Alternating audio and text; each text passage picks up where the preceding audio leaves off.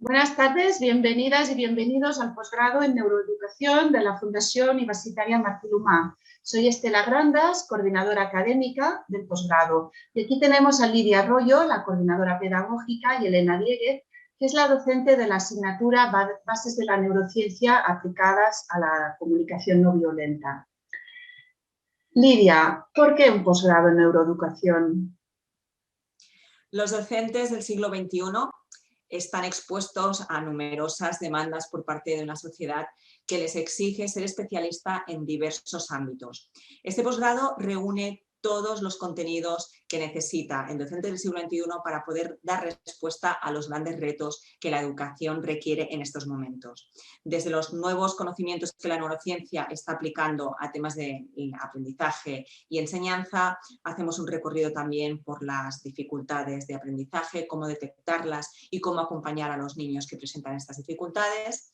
Nuestro posgrado también hace una introducción a las pedagogías alternativas, cuáles son las corrientes más interesantes para poder aplicar en el aula y sin olvidarnos sobre todo de temas como la educación emocional, temas también como la prevención y la erradicación de acoso escolar y las herramientas de la mediación que son claves para evitar cuando tenemos un conflicto de estas características en las escuelas. Y por último, las nuevas tecnologías, cómo nos pueden ayudar en el aula, tanto para los niños que tienen dificultades como para aquellos que simplemente queremos mejorar su día a día en el aula.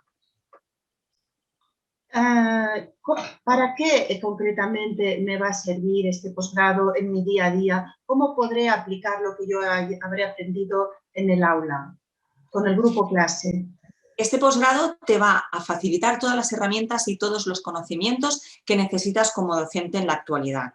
Vas a tener los conocimientos y la posibilidad de llevar a cabo experiencias educativas de calidad, innovación y sobre todo como docente vas a estar seguro en tu terreno que es el aula para poder dar respuesta a todas las necesidades que van a surgir en el día a día. De acuerdo. Elena, ¿qué es la comunicación no violenta? ¿Por qué nos sirve nuestra práctica docente? ¿Por qué es tan importante tenerla en cuenta en el día a día y en la escuela del siglo XXI?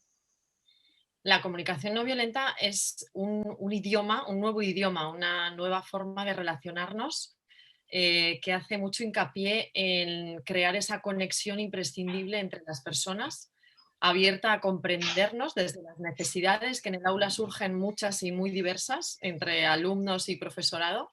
Y sobre todo con esa intención de búsqueda de equilibrio entre esas necesidades, nos ayuda a aprender a identificarlas, nos ayuda a aprender a tomar decisiones que sean coherentes a eso que necesitamos todos, a buscar ese clima de equilibrio donde de alguna manera, entre comillas, todos salimos ganando en el aula.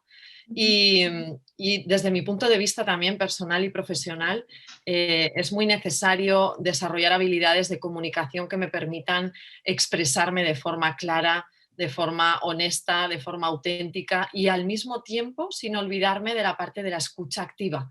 Esa escucha que me va a permitir también como docente, en este caso, tomar decisiones más eficaces y resolver también las situaciones de una forma más satisfactoria para todos.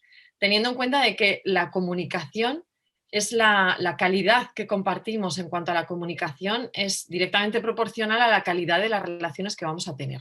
Entonces, la comunicación no violenta nos ofrece todo un abanico de herramientas a la hora de relacionarnos con los demás, a la hora de resolver situaciones cotidianas, situaciones también que se pueden dar en el aula y que se dan muchas en la convivencia más complicadas, que me van a permitir ese acercamiento de persona a persona con el alumno, lo dicho, para poder resolver de forma más eficaz y más satisfactoria para todos el día a día. En el día a día de un aula se dan un sinfín de situaciones para las cuales me permitís que en la Facultad de Educación no nos preparan o no preparan a los docentes con la realidad que muchas veces luego se encuentran, ¿no? En el aula, en el centro, incluso con los padres, con las madres, que también se dan muchas situaciones donde hace falta tener herramientas de comunicación no violenta. Sin duda, importantísima la escucha activa. Lidia, ¿quieres añadir algo? A mí me gustaría preguntarte, Elena, ¿qué van a encontrar nuestros alumnos en tu asignatura que se relaciona directamente o indirectamente con la neuroeducación. Vale. En mi asignatura en concreto utilizamos ciertas bases de neurociencia que están asociadas precisamente a conocer a nuestro cerebro desde el punto de vista de las relaciones. Es decir, qué pasa en mi cerebro, por ejemplo, en situaciones cotidianas de conflicto, ¿no? ¿Qué pasa en el mío? ¿Qué pasa en el cerebro de un niño si soy profesor de primaria, por ejemplo, o de infantil? ¿Qué pasa en el cerebro de un adolescente? ¿Cómo se comporta ese cerebro? Por ejemplo, en situaciones donde esos niños o adolescentes reaccionan de forma impulsiva. ¿Cómo puedo yo, sabiendo lo que pasa en ese cerebro, mantenerme yo en mi posición de adulto, controlar la situación, mantener la serenidad? Entonces, hay muchos tips, consejos y curiosidades, digamos, en torno al cerebro, que muchas veces por desconocerlas no podemos actuar desde esa comunicación no violenta. Y entonces nos atrapa más la situación desde todo el ámbito, desde el punto de vista emocional, desde el punto de vista de no entender, de no comprender por qué ese niño o ese adolescente se comportan como lo hacen, y eso nos impide muchas veces gestionarlo de forma adecuada. Entonces va como conectada, ¿no? Es decir, las herramientas de comunicación no violenta y ese para qué las usamos, en qué tipo de situaciones y qué está sucediendo ahí biológicamente hablando. Es decir, suceden muchas cosas pues porque el cerebro de un niño tiene un desarrollo determinado y hay ciertas áreas que se comportan de determinadas maneras, muchas veces no porque al niño le pase nada, sino simplemente porque en la etapa en la que está pues se va a comportar más fácilmente de esa forma.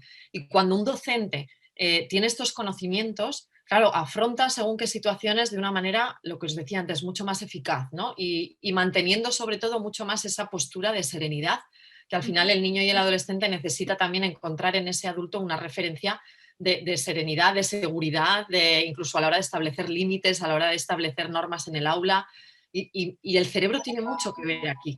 Y lo desconocemos, ¿no? Muchas veces por desconocimiento hay conflictos que se enredan mucho más de lo necesario. Entonces se van a encontrar un poco esa conexión, ¿no? Que nos va a facilitar la neurociencia de explicarnos cómo funciona en determinadas situaciones el cerebro, y esto tiene un efecto que lo estoy comprobando ya, ¿no? En las alumnas que hay ahora, como de, vale, ¿no? Como decir, jolín, ¿no? Que muchas veces podemos convertir una situación en mucho más problemática de lo que es por desconocer quizás qué está pasando ahí realmente, qué le está pasando al ser humano que hay ahí, ¿no? En su cerebro, qué está sucediendo.